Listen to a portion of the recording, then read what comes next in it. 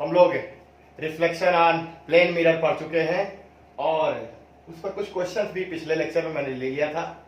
कुछ क्वेश्चन आज और करेंगे, इसके बाद फिर स्फेरिकल मिरर का लेक्चर स्टार्ट किया जाएगा। लेकिन पहले हम लोग प्लेन मिरर पे रिफ्लेक्शन को पढ़ते हैं और एक क्वेश्चन यहां से मैं ले रहा हूं। यहां पे देखें कि क्वेश्चन ये है कि टू इंक्लाइन मिरर है जी, टू इंक्लाइन मिरर और इनके बीच का एंगल मैं ले रहा हूं 60 डिग्री। कोई भी ले सकते हैं, 60 डिग्री मैंने ले लिया। अब देखा जाए ये 60 डिग्री है, यहां पे एक रेज ऐसे इंसिडेंट हो रही है जी। अब ये रेज इंसिडेंट हुई तो ये एंगल 30 डिग्री दिया है और ये मिरर M1 है और ये मिरर M2 है। तो क्वेश्चन क्या है समझ में, देखिए यहां पे, यहां पर आपको फाइंड करना है, find the net deviation, net deviation after two reflection. जी हां, दो रिफ्लेक्शन, आफ्टर टू रिफ्लेक्शन, जी हां, के बाद नेट डेविएशन क्या होगा। तो यहां पे देखा जाए क्या कि पहली बार रिफ्लेक्शन यहां हो रहा है, पहली बार, दूसरी बार यहां पे होगा और फिर रेज जाएगी रिफ्लेक्ट होकर के। क्लियर ये? तो यहां पे मैं कह लूं क्या, या मैं टू रिफ्लेक्शन ना पूछ करके यहां पर कह सकते find the net deviation after, कह सकते हैं क्या, आफ्टर टोटल रिफ्लेक्शन। ओके, जितने भी रिफ्लेक्शन इस मिरर पे पॉसिबल है उस रिफ्लेक्शन के बाद हम लोग को क्या बताना है, नेट डेविएशन। अब देखा जाए इसको सॉल्व करने के लिए, सॉल्व करने के लिए यहां पे हम लोग क्या करें, इसी में कर लें, अलग से बना लें। चलिए क्वेश्चन आप लोग नोट कर लीजिएगा, मैं इसी में करने की कोशिश कर रहा हूं। अब देखा जाए पहली बात की रिफ्लेक्शन लॉ को अगर फॉलो कराना है तो मिरर पे किसी भी एंगल पे इंसिडेंट हो सकता है, लेकिन नॉर्मल आपको पता होना चाहिए। जी हाँ, नॉर्मल ये है, नॉर्मल थोड़ा सा फील हो कि 90 डिग्री बना रहा है, तो ये आपका नॉर्मल हो गया। ओके, तो जब ये नॉर्मल हो गया तो ये आपका एंगल कितना हो गया, 60 डिग्री। और 60 डिग्री पे अब क्या होगा, ये रिफ्लेक्ट होगा और 60 डिग्री पे जब रिफ्लेक्ट होगा तो ये मैं कह लूं कि 60 डिग्री ये भी होगा। जी हाँ, क्यों ऐसा मैं कह रहा हूं, क्योंकि ये रेज आपकी इंसिडेंट रेज है। जी हाँ, और ये आपकी रिफ्लेक्टेड रेज है। तो angle of incident equal angle of reflection होना चाहिए। तो पहला रिफ्लेक्शन यहां और दूसरा अब यहां आ रहा तो यहां रिफ्लेक्शन होगा। तो देखा जाए किधर जाएगी रेज, पहले नॉर्मल खींचे तो ये 60 है और ये नॉर्मल है, माइंड में रखिएगा, नॉर्मल था ये मिरर पे, ये नॉर्मल है। तो जब ये नॉर्मल है तो मिरर से कितना बनाएगा, 90, और ये कितना 60 है। तो ये वाला एंगल कितना होगा, तो ये वाला जो एंगल होगा वो 30 होगा। और आपको पता है कि आपके पास ये ट्रायंगल है और दो एंगल मिल गए, 30 और 60, 60 और 30 90 हुआ। तो अपने आप ये वाला एंगल कितना हो जाएगा, 90। अरे भाई अगर ये 90 है तो नॉर्मल इसी डायरेक्शन में तो होगा, और जब कोई रेज मिरर पे परपेंडिकुलर इंसिडेंट होती है तो फिर उसी मार्ग से वापस लौटना चाहती है। तो फिर ये इंसिडेंट होगी, यहां जाएगी, और जब यहां इंसिडेंट होगी तो ऐसे रिफ्लेक्ट हो जाएगी, यानी जैसे आई थी वैसे ही क्या होगी, चली जाएगी। क्लियर है, बात समझ आ रही है? देखिए क्वेश्चन जो था वो क्या था, क्वेश्चन हमारा यहां पे मैं नोट कर दे रहा हूं। क्वेश्चन ये था कि ये टू मिरर्स थे। जी हाँ, टू मिरर्स और इनके बीच का एंगल कितना था, तो ये बीच का एंगल 60 डिग्री था। एक रेज यहां पे, यहां से 30 डिग्री पे इंसिडेंट हो रही थी, तो यहां पे 30 डिग्री पे इंसिडेंट हुई, रिफ्लेक्ट करके यहां आई। देखा गया कि ये जब रिफ्लेक्ट होकर M2 मिरर पे आ रही है तो परपेंडिकुलर इंसिडेंट हो रही है, लंबवत आतित हो रही है। और जब कोई रेज लंबवत आतित होगी तो उसी मार्ग को अपनाते वापस जाती है, और जब यहां आएगी तो फिर क्या होगी, ये रिफ्लेक्टेड रेज थी, अब ये इंसिडेंट हो गई तो ये रिफ्लेक्टेड हो जाएगी, यानी जिस रास्ते वो आई थी उसी रास्ते क्या होगी, चली जाएगी। तो आपको पता है कि फाइनल डेविएशन क्या होने वाला है, अरे आई थी उसी रास्ते चली जा रही, तो फाइनल डेविएशन 180 डिग्री। क्लियर है? जी हाँ, अगर आपको निकालना है तो देख लो, यहां पे मैं क्या कह लू, यहां जाना था ऐसे, ये गई ऐसे, तो पहला डेविएशन तो ये हुआ। एंगल ऑफ इंसिडेंट कितना 60 डिग्री। तो डेविएशन यहां पर मैं लिख रहा हूं, अलग अलग करके भी देख लें। और जब उसी रास्ते वापस चली गई तो 180 डिग्री का डेविएशन हुआ। अगर आ रही ऐसे फिर ऐसे चली जा रही तो कितना विचलन हुआ 180 डिग्री। तो रेज ऐसे आई, ऐसे गई, फिर ऐसे चली गई वापस, तो 180 डिग्री। लेकिन एक ही सरफेस पे निकालता हूं मैं, तो डेविएशन बाय मिरर M1, तो पहली रिफ्लेक्शन तो वही हो रही है, तो वो होगा कितना, delta 1 equal pi minus 2i, यही तो फार्मूला होता है, यानी 180 माइनस 2i, और i की वैल्यू है कितनी 60, ज्योमेट्री से निकालना आपको है। तो ये कितना हो गया, तो टोटल आ गया आपका 180 माइनस 120, यानी कितना आ गया 60 डिग्री। और डायरेक्शन क्या होगा, ये डायरेक्शन होगा, यानी एंटी क्लॉकवाइज। जी हाँ, डायरेक्शन दिमाग में रखेंगे। अब डेविएशन बाई मिरर M2, तो M2 देखा जाए यहां पे एंगल ऑफ इंसिडेंट कितना 0 है। जी हाँ, फिर ये चला जा रहा है, क्लियर। ये रेज ऐसे आया और ऐसे चला गया, तो यहां पे कितना हो गया 180 माइनस 2 इंटू 0, यानी 180 डिग्री। और ये क्या हो जाएगा, ऐसे आ रहा फिर ऐसे चला जा रहा है, तो 180 डिग्री। और क्या होगा, ये एंटी क्लॉकवाइज, क्लियर है ये। और फिर इस मिरर पे अगर देखें तो जाना था ऐसे, लेकिन ऐसे गए, तो ये डेविएशन हुआ, ये क्लॉकवाइज है। और यहां एंगल ऑफ इंसिडेंट कितना 60 डिग्री। देखिए जब इस मिरर से रिफ्लेक्ट होकर यहां जा रही है, जाना तो ऐसे था लेकिन गई ऐसे, तो ये डेविएशन हुआ। Again deviation, again deviation by mirror M1, तो 180 माइनस 2 इंटू 60 डिग्री। जी हाँ, यानी कितना आ गया 60 डिग्री। लेकिन ये डायरेक्शन क्या होगा, तो जाना ऐसे था, जा ऐसे रही है, ये यानी ये क्लॉकवाइज। जी, अब क्लॉकवाइज और एंटी क्लॉकवाइज, एंटी क्लॉकवाइज ज्यादा है तो उसको जोड़ लेते हैं, क्लॉकवाइज को घटा लेते हैं, यानी एंटी क्लॉकवाइज एंटी क्लॉकवाइज में जुड़ेगा, क्लॉकवाइज क्लॉकवाइज में जुड़ेगा, और एंटी क्लॉकवाइज क्लॉकवाइज से क्या होगा, घट जाएगा। तो नेट डेविएशन देखा जाए, नेट डेविएशन कुल विचलन देखा जाए, तो डेल नेट जो होगा वो क्या होगा, तो del 1 anti clockwise, del 2 anti clockwise, और ये माइनस कर दें क्योंकि ये क्या है, क्लॉकवाइज है। तो 60 degree plus 180 degree minus 60 degree, यानी कितना आ गया 180 डिग्री। और ये 180 क्या है, ये एंटी क्लॉकवाइज, ये भी एंटी क्लॉकवाइज, तो जो मिला वो क्या मिला, एंटी क्लॉकवाइज। तो वहां से भी हम लोग देख के बता सकते हैं कि जब उसी पाथ को अपनाते हुए फिर बाहर निकल गई तो कितना होगा, 180 डिग्री होगा। लेकिन जैसे आती वैसे चले जाते हैं तो एंटी क्लॉकवाइज 180 डिग्री होता है। और हम एक ही मिरर पे भी निकाले तो कितना आ गया, जी 180 डिग्री आ गया। तो क्लियर है स्टूडेंट्स, जी हाँ, इस तरह से डेविएशन हम लोग निकाल सकते हैं। जरूरी नहीं कि वापस ही जाए, हो सकता है किसी और डायरेक्शन हो जाता, वो डिपेंड करता है एंगल ऑफ इंसिडेंट पर, यहाँ या जो इंक्लाइंड मिरर के बीच का एंगल उस पर डिपेंड करता। तो ये क्वेश्चन जैसा भी दिया हो उस हिसाब से करिए, और हर सरफेस पे आप निकाल सकते हो क्या कितना डेविएशन हो रहा है। डायरेक्शन दिमाग में रखना है कि एंटी क्लॉक डेविएशन हो रहा है, ये क्लॉकवाइज डेविएशन हो रहा है, और जितना भी डेविएशन एंटी क्लॉकवाइज उनको अलग जोड़िए, क्लॉकवाइज उनको अलग जोड़िए, और फिर नेट के लिए दोनों को घटा दीजिए। बड़ा जो होगा उसी डायरेक्शन में, एंटी क्लॉकवाइज वाली वैल्यू बढ़ी है तो एंटी क्लॉकवाइज होगा डेविएशन, क्लॉकवाइज वाली वैल्यू बढ़ी है तो क्लॉकवाइज डायरेक्शन में क्या होगा, डेविएशन होगा। ओके, तो अब मैं नेक्स्ट क्वेश्चन पे आता हूँ। क्वेश्चन समझ में आ रहा होगा। अब अगर कहीं कोई प्रॉब्लम हो तो जरूर कमेंट करें।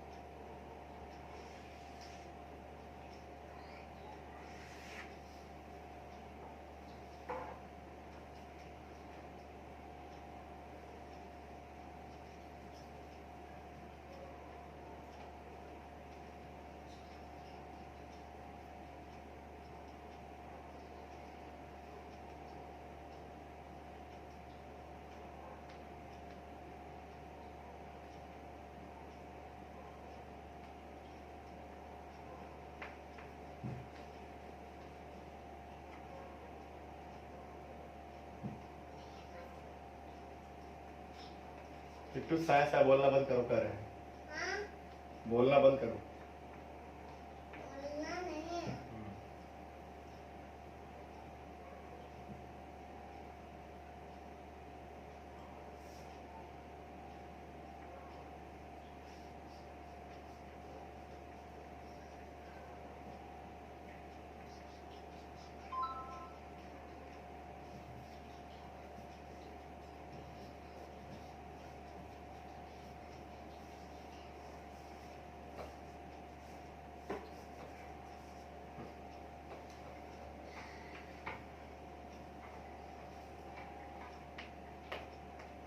तो क्वेश्चन ये है कि यहाँ पे एक ऑब्जर्वर है या एक पर्सन है जिसकी हाइट कितनी है, 2 मीटर है। जी हाँ। और इसके सामने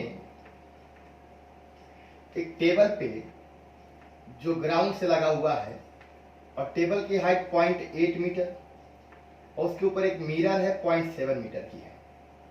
क्वेश्चन ये है कि क्या पहली बात, जो प्रेक्षक है, ऑब्जर्वर है, या इसको मैं पर्सन बोल दूं, को अपने शरीर का कितना भाग दिखाई देगा? जी, कितना भाग दिखाई देगा? इसी में एक क्वेश्चन और जुड़ा हुआ था, स्टूडेंट का पूछा हुआ क्वेश्चन है ये, क्या उसे जमीन, अपने पैर व ग्राउंड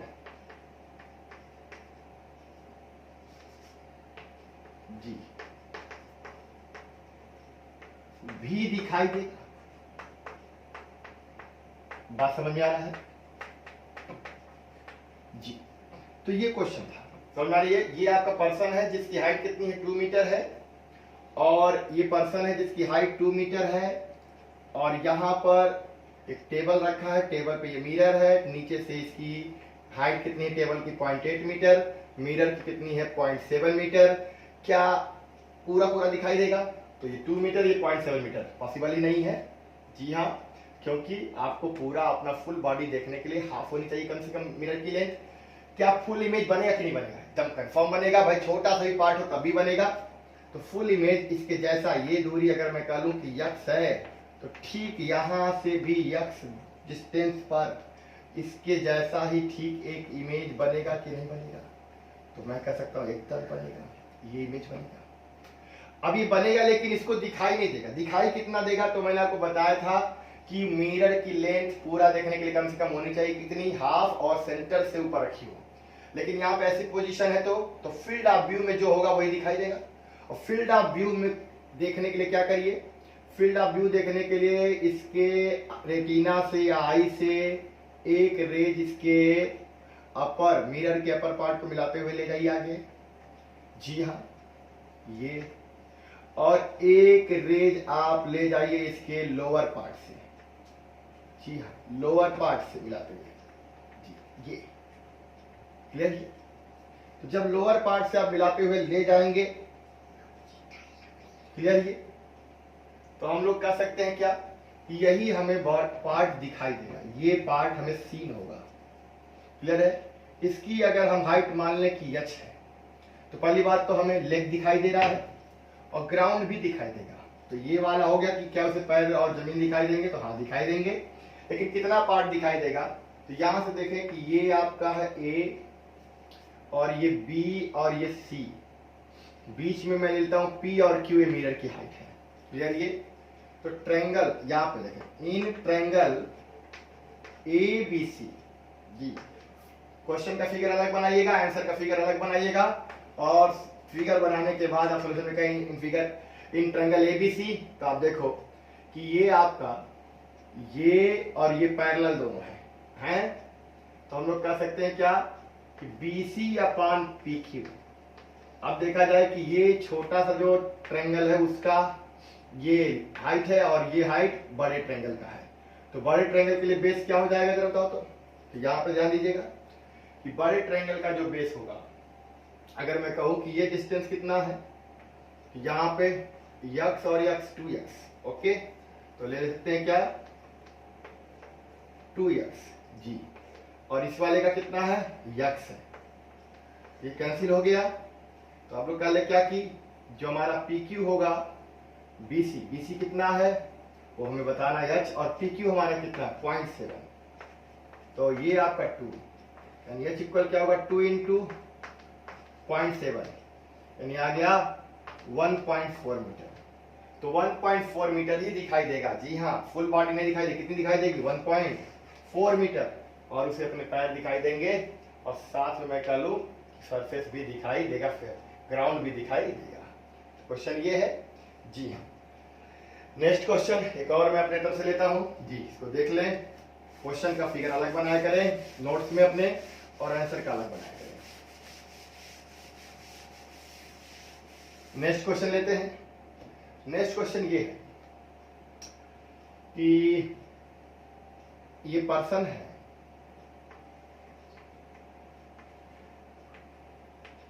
जी, और इसके सामने एक मिरर है,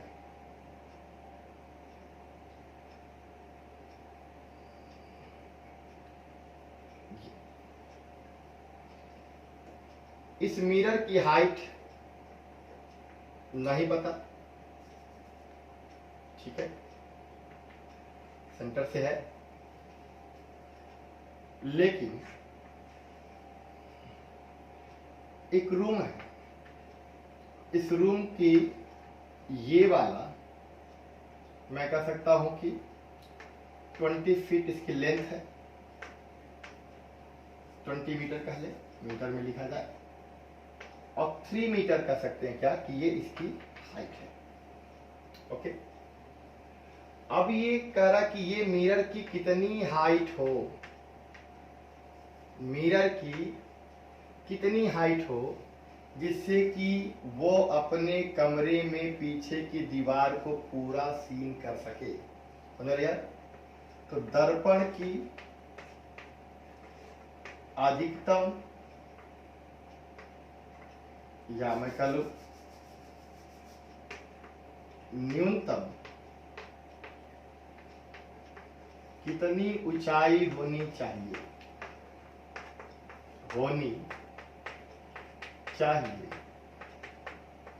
जिससे वह अपने पीछे की दीवार को पूरा पूरा देख सके। क्वेश्चन समझ में आ रही है?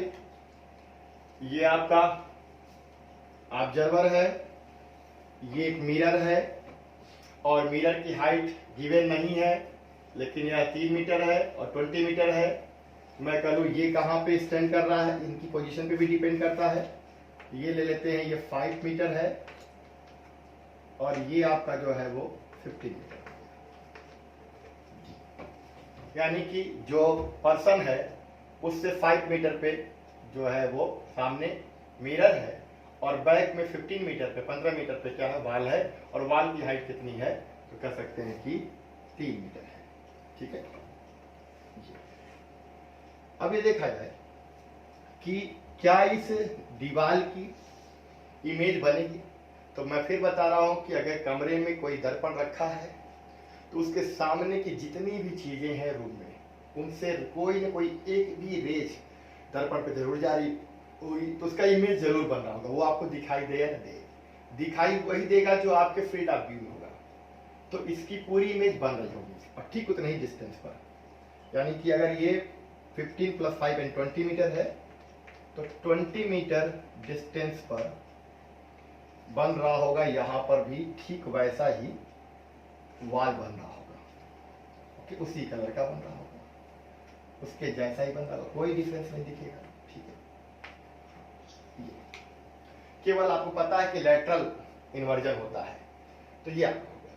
अब ये पूरा पूरा दिखाई दे, क्लियर है? इसके लिए इसकी क्या हाइट होनी चाहिए? तो हम लोग क्या करें कि इसके ऊपरी एंड को जी ऐसे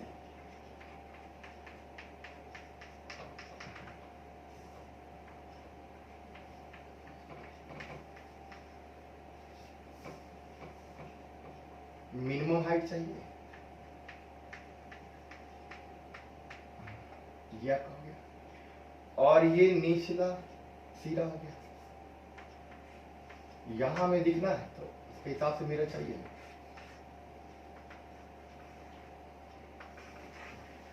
जी हाँ, ये कहा, तो यही हमें मिरर की हाइट हो गई। ये मिरर की हाइट हो गई। इतना बड़ा मिरर रहे तो वो अपने सामने की दीवार को क्या करेगा, पूरा पूरा देख लेगा। बीच में कहेंगे तो ये दूरी 10 हो जाती। बात समझ आ रही है? उसके हिसाब से फिर मिरर की हाइट होती। तो मिरर की हाइट डिपेंड करेगी हम देख कहां से रहे हैं। तो ये कर सकते हैं क्या कि हमें पीछे वाली दीवार को देखना है, और पीछे वाली दीवार को देखने के लिए अब समझिए ऐसा है कि यहां से रेज अगर आएगी और ऐसे इंसिडेंट होगी तो ये रिफ्लेक्ट होके यहां आएगी, तो ये ऊपर ही सिरा दिख जाएगा। और यहां से रेज जाएगी यहां पे निचले वाले सिरे से, तो ए सिरा से गई रेज तो रिफ्लेक्ट होकर रेटिना पे चली आई तो निचला सिरा दिख गया। बी वाले सिरे से गई रेज, रिफ्लेक्ट होके रेटिना पे आ गई तो बी दिख गया, नहीं पूरा वाल दिख गया। तो लगेगा कि ये रेज यहां से आ रही है और ये लगेगा कि वो यहां से आ रही है। तो हमें ये हाइट होनी चाहिए। अब ये हाइट कितनी होगी, तो देखा जाए कि ये ट्रायंगल हम लोग ले ले रहे हैं। ट्रायंगल लगाते हैं ए बी और इसकी रेटिना सी और पी और क्यू। तो क्वेश्चन का फिगर अलग, आंसर का फिगर अलग बनाएंगे, ब्रैकेट में दिमाग में रखेंगे। और in triangle A B C, जी ए बी सी में अगर हम लगाते हैं तो ये देखा जाए कि A B upon P Q क्या होगा, A B upon P Q. तो ए बी ट्रायंगल की जो लेंथ है वो हो गई 20 + 5 यानी कितना 25, और इसकी जो लेंथ है वो इसकी बेस कितना है 5, ये 5 हो गया।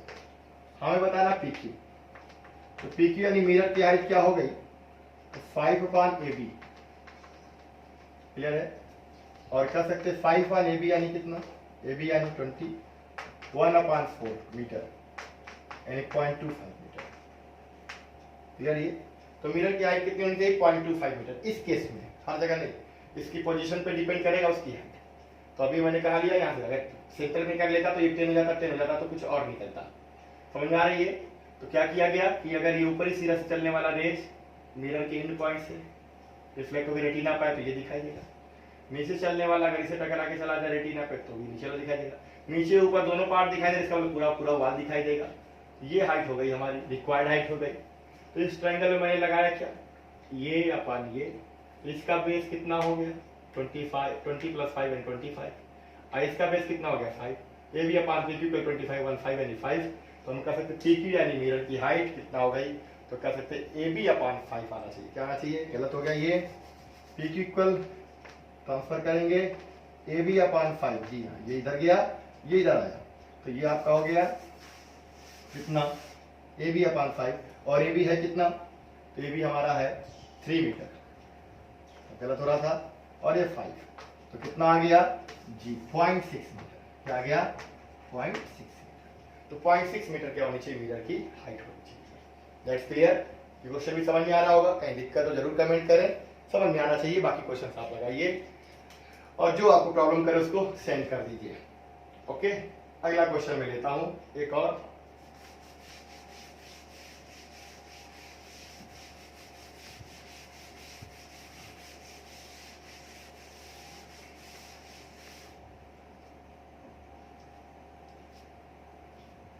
यहां देखें, ऑब्जर्वर की स्पीड में ले रहा हूं 2i 3j - 5k, और मिरर की स्पीड ले रहा हूं 3i + 3j - 2k। ये मिरर की स्पीड हो गई। If mirror is placed in XY plane, then find out velocity of image, velocity of image. हाँ, क्वेश्चन मैंने इसमें बहुत सारे कराए, लेकिन थोड़ा सा ये यूनिक क्वेश्चन इस तरह से मैंने ले लिया। क्या कह रहा है कि ऑब्जर्वर की जो स्पीड है वो 2i माइनस 3j माइनस 5 के है, मिरर की स्पीड है जो 3i प्लस 3j माइनस 2 के है, और कह रहा मिरर हमारा किस प्लेन में है, XY प्लेन में है। तो आपको बताना है कि इमेज की क्या वेलोसिटी होगी। क्लियर है? अब देखिए वहां डायरेक्शन नहीं दिया, यहाँ इस वेक्टर फॉर्म में दे दिया है, और आपको पता है कि XY प्लेन में है। x में कौन यूनिट वेक्टर होता है, i, और y में कौन होता है, j। तो x प्लेन के जो पैरेलल होगा वो i, और y प्लेन के जो पैरेलल होगा वो j। और आपको पता है कि मिरर अगर ये है तो इसकी पैरेलल स्पीड में कोई चेंजिंग नहीं होता। क्लियर? ये यानी मिरर भी चल रहा है, ऑब्जर्वर भी चल रहा है, लेकिन आपको पता है कि जो ऑब्जर्वर की स्पीड होगी जी वही स्पीड रहेगी इमेज की, कौन सी, जो मिरर की पैरेलल होगी। तो यहां पर मैं कह लूं कि मिरर का जो इमेज होगा उसका आई डायरेक्शन में क्या होगा स्पीड, तो वो होगा 2i। क्लियर है? और इमेज का जे डायरेक्शन में जो होगा वो क्या होगा, माइनस 3j। तो ये वाला और ये वाला क्यों नहीं बदला, क्योंकि हमारा मिरर किसमें, XY प्लेन में है, तो ये कंपोनेंट दोनों मिरर के पैरेलल हुआ। तो इस स्पीड में कोई डिफरेंस नहीं आने वाला है, जो ऑब्जेक्ट की होगी वही किसकी होगी, इमेज की होगी। क्योंकि पहले हम लोग पढ़ चुके हैं जी हाँ कि पैरेलल जो होता है मिरर के स्पीड वही इमेज की स्पीड आती है, उसमें कोई अंतर नहीं आता। तो ये अभी आई डायरेक्शन में है और ये आपका जे डायरेक्शन में है। लेकिन अगर हम लोग के डायरेक्शन में देखें तो XY प्लेन के पैरेलल, अगर XY प्लेन ना हो के YZ रहता, जे और के वही रह जाता, केवल आई बदलता। YZ प्लेन रहता तो Y जे और के आपका वही रहता, आई बदलता। XZ रहता तो आई और के वही रहता, Y वाला बदलता। इस तरह समझ लें। अब कह लें कि हम यहाँ पर अभी एक जे डायरेक्शन में जो कंपोनेंट निकालेंगे तो वो आपका इमेज की स्पीड के डायरेक्शन में जो होगी वो क्या होगी, तो फार्मूला वही लगाएंगे, 2 टाइम्स मिरर की स्पीड माइनस ऑब्जेक्ट की स्पीड। यहाँ परपेंडिकुलर के लिए फार्मूला अप्लाई होता है, और एक डायरेक्शन पॉजिटिव मान के चलो, तो ये डायरेक्शन प्लस वाला प्लस ले लेंगे, माइनस वाला माइनस। तो यहाँ पर देखो क्या है, -5 के, किसकी है, ऑब्जर्वर की। यहाँ लिखेंगे मिरर की कितनी है, 2 के, तो यहाँ मिरर की जगह लिखेंगे तो 2 इंटू -2k। ओके, अब माइनस ऑब्जर्वर की कितनी है, तो -5 के। क्लियर? ये तो -4k, माइनस माइनस हो गया +5k, यानी ये कितना आ गया, k। तो ये आ गया किसकी, इमेज की के डायरेक्शन में। तो इमेज की आई डायरेक्शन में 2i रहेगी, कोई चेंजिंग नहीं। जे डायरेक्शन में -3j रहेगा, कोई चेंजिंग नहीं, क्योंकि ये दोनों मिरर के पैरेलल है। और जो ये -5k है वो चेंज हो गया, कितना आ गया, k आ गया। क्लियर है? ये तो -5k किसका था, ऑब्जर्वर का, और 2k -2k किसका है, मिरर का है। दोनों माइनस में, इसलिए माइनस माइनस रखा, तो माइनस माइनस प्लस हो गया, कितना आ गया, k। क्लियर है? ये तो हम लोग कह सकते हैं दे यहां पर वेलोसिटी ऑफ इमेज क्या हो जाएगी, जो प्रतिबिंब है उसका वेग क्या हो जाएगा, तो कह सकते हैं क्या कि i प्लस जे प्लस के। तो i डायरेक्शन में जो उसका स्पीड है, जी हाँ, इमेज की जो i डायरेक्शन में है, इमेज की जो j डायरेक्शन में है, और इमेज की जो k डायरेक्शन में है। तो i डायरेक्शन में कितनी है, 2i, j डायरेक्शन में -3, और k डायरेक्शन में k है, यानी क्या गया, 2i - 3j। क्लियर है? ये तो ये सब क्वेश्चन मैंने बहुत यूनिक लिए हैं जी, और इजी क्वेश्चंस रिफ्लेक्शन पर भी रहते हैं। तो एक छोटा सा बहुत इजी लेकर के मैं क्वेश्चन को समाप्त करूंगा, और बाकी अब आपके क्वेश्चन का वेट करूंगा कि आप लोग कितना से ज्यादा हमें क्वेश्चन क्या करते हो, सेंड करते हो। ओके, तो यहाँ पर ध्यान दें, एक छोटा सा क्वेश्चन बहुत इजी, जो देखते ही लग गया। ये आपका मिरर है और ये रेज है। यहाँ पे मैं कह लूँ 30 डिग्री है, तो कह ले find the angle of reflection. अरे सीधा सीधा गलती कभी कभी बच्चे कर देते हैं, तो मैं ऐसे ही समझा दूं क्या, क्वेश्चन का अलग, ये नॉर्मल मान लो, तो ये वाला एंगल इंसिडेंट नहीं है, नॉर्मल और इंसिडेंट रेज के बीच वाला एंगल ये होगा। तो नॉर्मल हमेशा 90 बनाएगा, ये 30 है तो ये कितना होगा 60। तो जब ये 60 है तो रेज ऐसे आई तो 60 पर ही तो निकलेगी ना। अरे भाई रेज जा रही थी अपने रास्ते, उसके जीवन में मिरर आई तो उसकी जीवन बदल गई, जी हाँ, और ये 60 पे आई 60 पे चली गई, तो कह लें कि ये एंगल इंसिडेंट है तो ये एंगल रिफ्लेक्शन, दोनों बराबर होते हैं। तो हम लोग कह सकते हैं बहुत easy question, then angle of reflection is